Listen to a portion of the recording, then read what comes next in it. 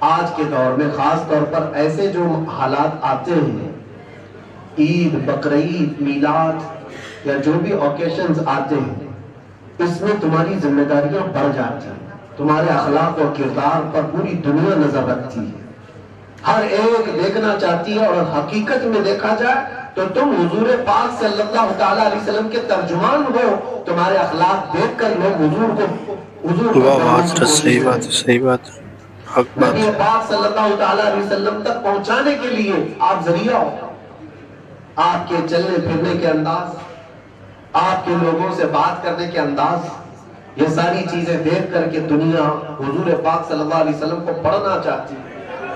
الحمدللہ الحمدللہ الحنان المنان الذي خلق الانسان وعلمه البيان والصلاة والسلام على رسوله سيد الانس والجان وعلى آله واصحابه ذوي الخير والاحسان، اما بعد فاعوذ بالله من الشيطان الرجيم، بسم الله الرحمن الرحيم، ان الدين عند الله الاسلام، صدق اللہ مولانا العظیم۔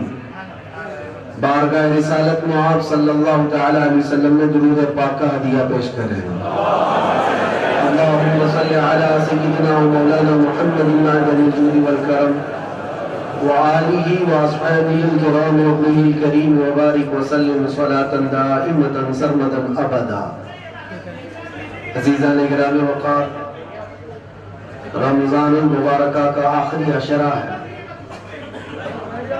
اور رمضان ہی نہیں، جب ہماری عیدیں آتی ہیں یا جو خاص تقریبات ہوتی ہیں اسلامی ماحول کے اندر، تو در حقیقت یہ صرف اور صرف ہمارے گھر کی یا ہمارے محلے کی خوشیاں نہیں ہوتی، اس میں ایک بہت بڑا میسج ہوتا ہے۔ ان دنوں میں جب آپ عید منا رہے ہوتے ہیں یا رمضان کی راتیں گزار رہے ہوتے ہیں یا شب میلاد منا رہے ہوتے ہیں، تو پوری دنیا کی نظریں تمہاری طرف اٹھی ہوئی ہوتی ہیں، ہر کسی کو تمہیں دیکھنا ہوتا ہے مسلمان ہوتا کون ہے اور مسلمان کیسا رہتا ہے، اور تمہیں ان حالات میں اسلام کو ریپریزنٹ کرنے کا سب سے بہترین موقع ہے۔ آپ رمضان میں کس طرح سے اسلام کو پیش کرتے ہوئے آپ کی ذمہ داری ہے۔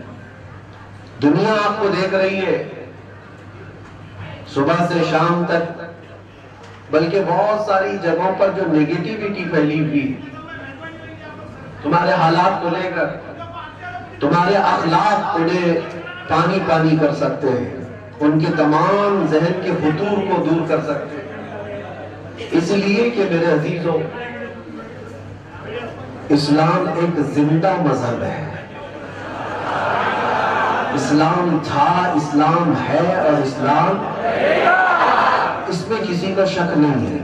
قرآن پاک میں بھی رب تعالیٰ نے فرمایا یریدون لیطفئوا نور اللہ بافواہہم، لوگ اپنے منہ کے پھونک سے اللہ کا چراغ بجھانا چاہتے ہیں، وَيَأْبَى اللَّهُ إِلَّا أَن يُتِمَّ نُورَهُ، اور اللہ تبارک و تعالیٰ اس چیز کو ہونے نہیں دے گا، وہ اپنے نور کو مکمل کر کے رہے گا۔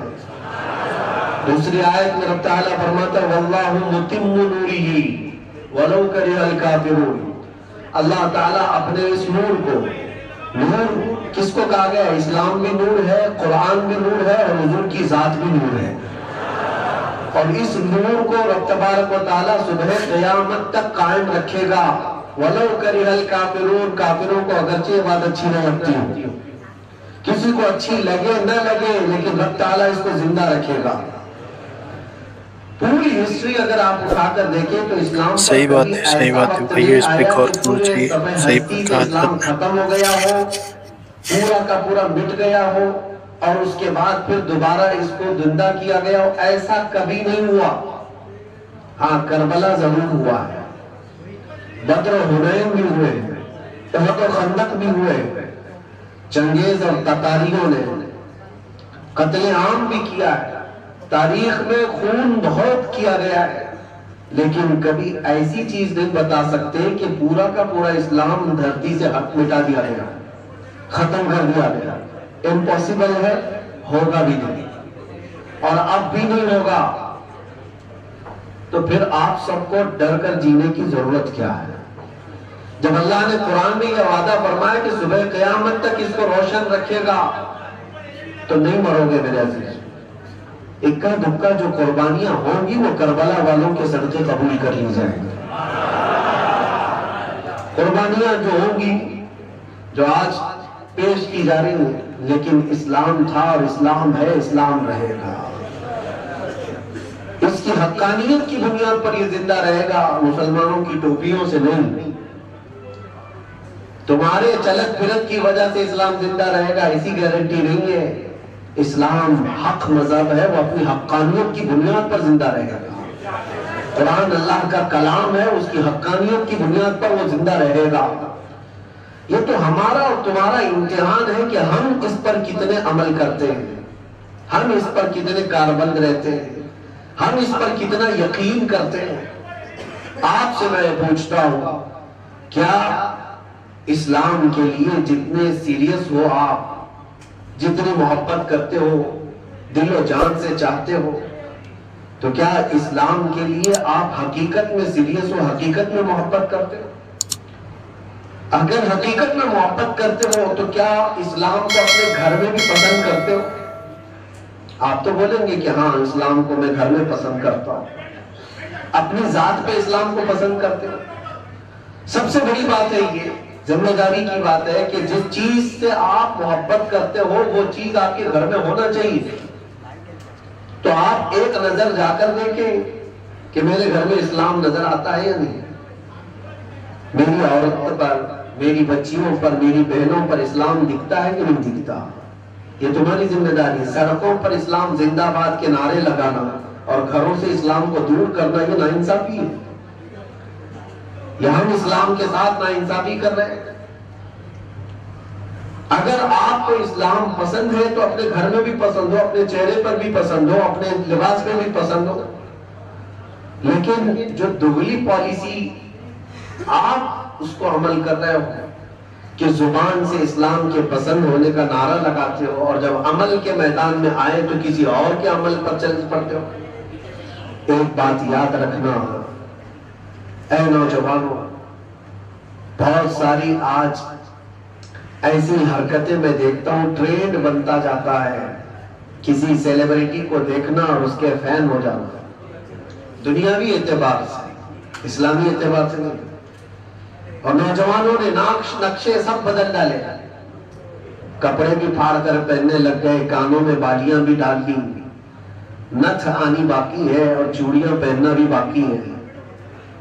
لیکن تقریباً جو کوئی پردہ سیمی میں تمہیں دکھائے گا، یعنی ٹیلی ویژن پر کوئی بہت زیادہ مجرے کر کے دکھائے گا، وہ تمہارا آئیڈیل بن جاتا ہے، اس کی حرکتوں پر عمل کرنے لگ جاتے ہو۔